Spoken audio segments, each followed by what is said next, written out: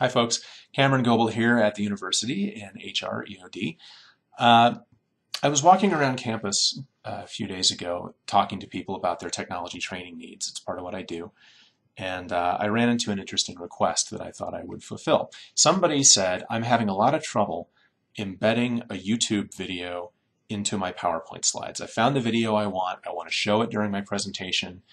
I cannot figure out a way to do this, and I need help with that. So that's what this video is going to help you learn how to do.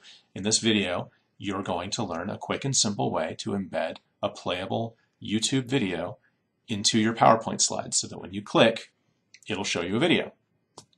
Now, it is pretty simple and straightforward, although it might not be what you expect. And I want to give you a little bit of background on why this is harder than it needs to be. I immediately started by Googling around, saying somebody has surely solved this problem. Let's go find them. So I did. I Googled for PowerPoint embed video, and I found a bunch of video sites, and I looked at them, and I started seeing that Microsoft had fixed a lot in PowerPoint 2010. For example, once upon a time in PowerPoint 2010, you used to be able to find a YouTube link. You could go to that YouTube site, grab the embed code, take it to PowerPoint 2010, click something on the toolbar, paste the code into what showed up, and then it would just work. And it was brilliant. It would embed the little player. It was beautiful. It was fluid. It was really, really nice. All you had to do was click play and it would show up. And Microsoft fixed that, by which I mean they took it away, and I don't know why. Now, there was a workaround to that. The workaround to that was to turn on a thing called developer mode. And that should scare you away right there. You had to go into the toolbar, find this sort of obscure set of options, turn on developer, go find the developer button that showed up on your toolbar. It would bring up this thing, lists and lists and lists of all kinds of embeddable objects, none of which you would have ever heard of. You'd have to find a thing called a shockwave flash object. You would have to set its properties, find all these fields that you had to, it was a pain. No one's going to do that. So thank you for fixing that, Microsoft. That's awesome. Now, I'm not a Microsoft lover, and I'm not a Microsoft hater either. I'm also not an Apple apologist. I figured maybe the Apple geniuses figured out how to do this in Keynote. I've got an Apple at home that I use to do some video stuff, and I was like, okay, Keynote will have this, right?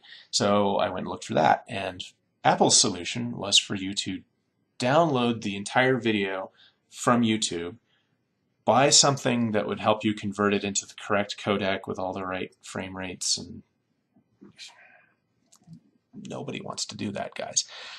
All right, so I figured let's take a step back. What we really want is a clickable area in your PowerPoint slide where when you're finished talking and you introduce the slide and you're like, let's take a look at the video, you click this and the video plays. So I'm going to show you how to set that up right now. It's simple, it's easy, and it's mind-boggling that this just isn't the way that it's done. So I'll show you how to do this with a hyperlink right now. Okay. All right, so here we are. This is a pretty typical opening PowerPoint slide. We're using PowerPoint 2010 here, and what we want to do is to embed something onto the slide that when we click it, it will play a video for us. So you might be tempted to use the insert media clip icon down here or the video icon up here under the insert ribbon bar. Let's see what happens when you click that. Well, it brings up a list of files on my computer. Now, if I have a file already saved to my computer, this is the way to do it. Right? If I've already captured the video, or maybe I made it on this computer, this is what I would use. But we're really looking to use a YouTube video on this, or Vimeo or something like that. So this is not going to get me where I want to be. So for the purposes of this video, let's forget about these tools right here. They just don't work. What we're going to use instead is a hyperlink. So the first thing we're going to do is create hyperlink text, right? A hyperlink is just something you click on to go to a web page. You use it on a web all the time. You used one to get to me, so you know how these work. So let's say, watch my video. That's some exciting text there. We're just going to highlight it to show that this is where the hyperlink is going to go. Now we need a hyperlink. So we would go to YouTube and find the video that we wanted to embed. Now I've already found this one. Let's see what it is.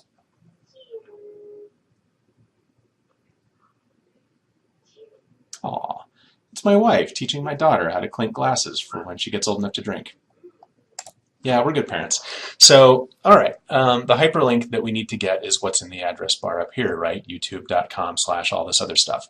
So we're going to highlight that and copy it. And then we're going to go back to PowerPoint. Here's the text that I'm going to hyperlink to. Right-click it and hyperlink. Paste it in. Click OK. And that's it. Let's see how it works in a slideshow. Here we go. So at this point I would be talking blah, blah, blah. Okay, I've got a video for you all to watch. So we're going to click it. Click. It brings up my browser. And it starts playing the video. So this is the essential of what we're going to do here. Now I know it's not super pretty. We're going to clean it up. But just to show that it works, I was on my slide. I clicked something. And it went and it played a video. Okay, super easy. Let's make this fancier. Okay, so I'm going to get out of full screen mode here and get back to my editor. So instead of having text link here, it might be nice to actually have a screenshot of a video so that maybe it looks like a player or it looks like the video that we're going to see. That is also super easy. Let's go back into the browser and we'll see the preview here. I'm going to use a keyboard shortcut that's Control-Alt print screen, and what that does is it captures the entire screen and puts it into my clipboard so that I can go to PowerPoint and just Control-V, paste it right in. Now, I don't want all this other stuff here, so I'm going to crop this out. PowerPoint has a crop tool built in. Just right-click, and there's the crop tool. So I get these little black corner things here, and I can just drag them along, and drag them along, and hit escape. And now I have a little video picture. And these video pictures can be hyperlinked too. This isn't the actual video, it's just a picture of the screenshot of the video, right? So what I need to do is hyperlink that. I'll go back to my browser, grab this link, copy, go back to PowerPoint, right-click, and hyperlink, and paste.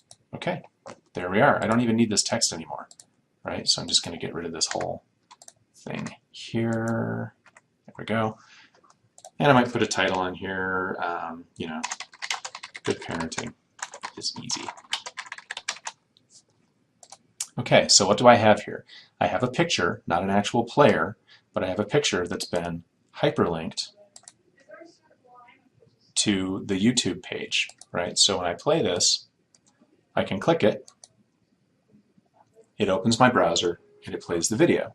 Okay, getting closer. That's not so bad.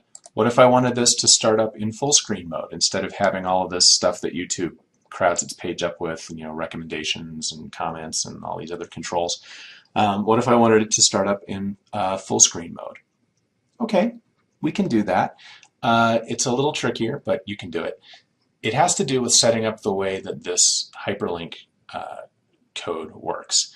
YouTube has actually set it up so that depending on the way you set up this hyperlink, you can force it to take up the entire browser window. So I'll show you how that works.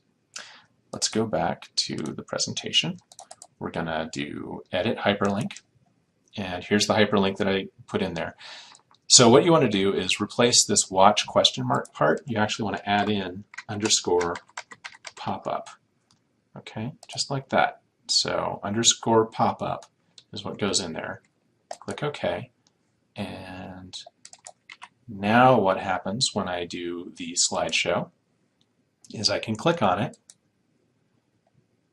and it brings it up, taking up the entire browser.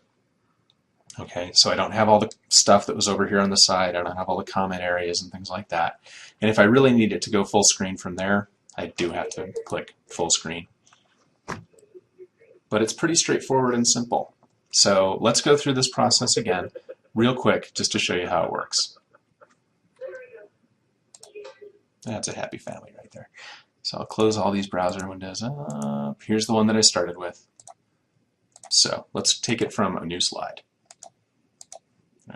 Delete this one out, so we're starting with a fresh slide. Okay, we ignore the insert media stuff, just forget about it. What we do instead is we go to YouTube and we find the video that we want. We do a Control-Alt print screen to get a screenshot of this entire browser window, and then we paste it into the slide. We use the cropping tool, to make a little picture. Hit escape to get out of there, position it where we want it. Then we turn it into a hyperlink. So we go to the browser, grab this link up here, copy, right-click, hyperlink, paste.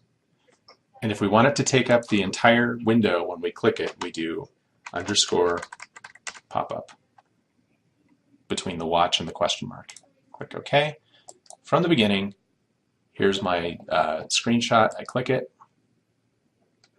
and it shows me the whole video. All right, the end.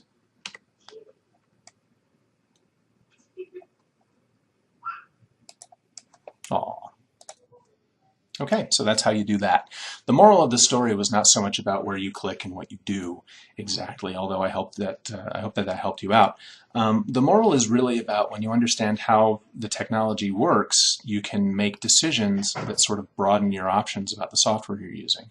In this case, PowerPoint was kind of lying to me when it gave me a video button, because that was the first place that I would logically look to embed a video. But what I was really doing was not embedding a video, it was connecting to an online resource that already existed somewhere else.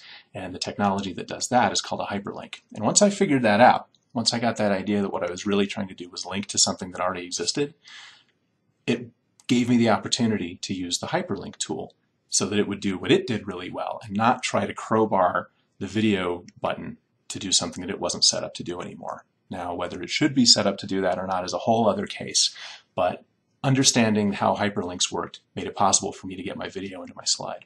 I'm Cameron Goebel. I hope you'll email me with any comments or maybe technical questions, or just talk about training and how that works for you here on campus at university. All right, there you go.